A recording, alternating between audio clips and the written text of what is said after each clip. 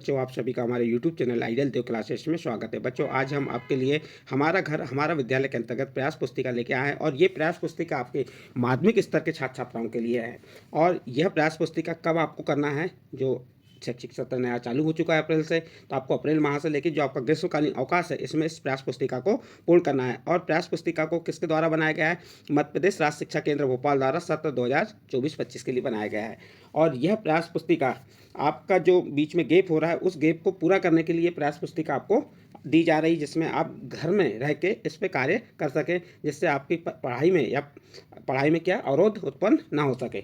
चलिए देखते हैं प्रोजेक्ट 17 में क्या दिया है। उसका अ नंबर है, आपके आसपास पाए जाने वाले पेड़ पौधे की तालिका अनुसार सूची बनाकर उनका विवरण लिखें एवं चित्र बनाएं या चिपकाएं। देखिए बच्चों, इसमें क्या कहा है प्रश्न अ में, आपके आसपास पाए जाने वाले पेड़ पौधे, जो भी आपके आसपास पेड़ पौधे पाए जाते हैं उसकी क्या बनाना है, तालिका अनुसार, जो तालिका दी है इसके अनुसार सूची बनाकर उनका विवरण लिखें एवं चित्र बनाएं या चिपका दें।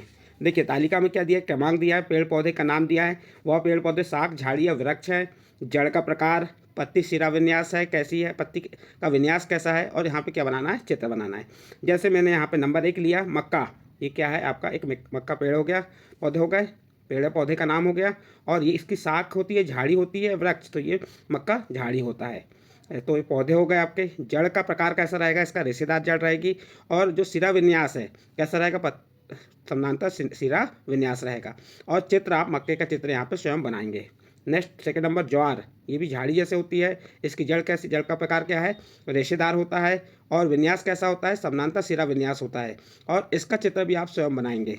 जितने भी चित्र है आप स्वयं बना सकते हैं, इसलिए हमने यहाँ पर चित्र बना के नहीं दिए। इसके बाद गन्ना कैसा है, होता है झाड़ी होता है, गन्ना कैसा है, झाड़ी है, और इसकी जड़ का प्रकार कैसा है, इसका जड़ का प्रकार भी रेशेदार है। और ये कैसा विन्यास कहलाएगा, समानांतर शिरा विन्यास है। तो इसके बाद नेक्स्ट देखते हैं चौथा, घास कैसा होता है, शाख है, और इसका जो जड़ का प्रकार कैसा है, रेशेदार जड़ होती है घास में, और इसका विन्यास समानांतर शिरा विन्यास। और चित्र तो पहले ही बता दी कि आप स्वयं को चित्रों को बनाना है यहाँ पे। फिर पांचवा, आम क्या है, एक वृक्ष है, और इसकी जड़ कैसी होती है, मुसला जड़ होती है, और इसका शिरा विन्यास कैसा होता है, जाली का रूपी शिरा विन्यास होता है।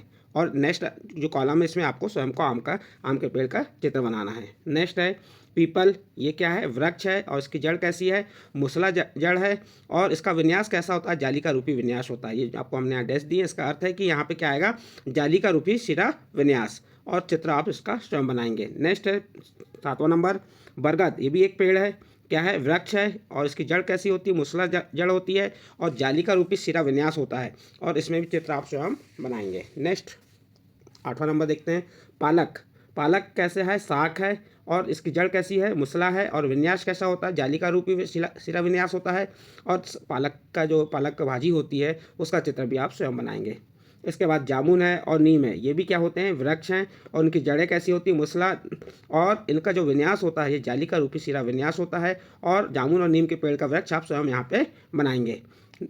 ये आपके यहाँ पे जो आपका प्रश्न नंबर अकम्प्लीट होता है। प्रश्न नंबर देखिए, प्रश्न नंबर क्या है, किसी भी पुष्प के, जैसे गुलहड़ है, धतूरा है आदि आंतरिक भागों की पहचान कर दिए गए बॉक्स में चिपका कर नाम लिखें।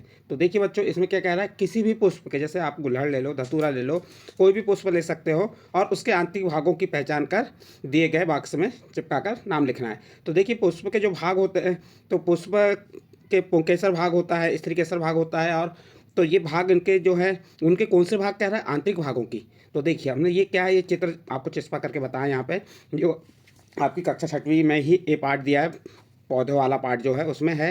तो ये किसका चित्र हो गया, पुंकेसर के भाग हो गए, ये पुंकेसर का भाग हो गया। अब उसका आंतरिक भाग अगला क्या है, ये ऊपर वाला भाग देखिए, जैसे पराग कोष कहते हैं। दूसरा चित्र में क्या आ गया आपका, ये पराग कोष आ गया। फिर तीसरा चित्र, क्योंकि हम आंतरिक भाग बताना हमें, तो पुंकेसर का जो भाग है उसका आंतरिक भाग ये यहाँ पे देखिए, आप दिख रहा है आपको यहाँ पे, ये क्या हो गया, तंतु हो गया।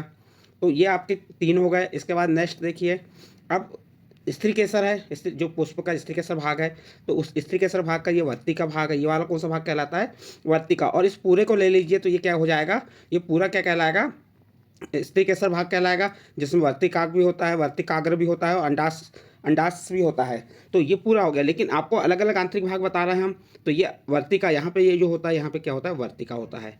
और यहाँ पे आप दूसरे, और इसका नाम लिख दीजिए वर्तिका। चित्र चस्पा कर दिए, उसका नाम लिख दिए। फिर नेक्स्ट है आपका, नेक्स्ट चित्र में वर्तिकाय। वर्तिकाय कहाँ पे होता है? ये यहाँ पे होता है। स्टिकेशन कहाँ पे होता है? वर्तिकाय यहाँ पे होता है। तो इस प्रकार से उसका चित्र बना सकते हैं, और इस प्रकार चित्र आप बना सकते हैं और यहाँ पे उसका नाम लिख देंगे। फिर ये अंडाशय है, तो यहाँ पे क्या रहता है? इसके अंडाशय रहता है, तो ये अंडाशय का चित्र बना दिए और उसका आंतरिक भाग बता दी कहाँ पे? यहाँ पे। फिर अंतिम है इसमें अंडाशय की आंतरिक संरचना जो होती है, ये देखो ये अंडाशय की आंतरिक संरचना में ये यहाँ पे जो ये क्या है? बीजाड़ है। क्या है यहाँ पे? बीजाड़ है। तो इस प्रकार से आपका 2 नंबर के प्रश्न में क्या था?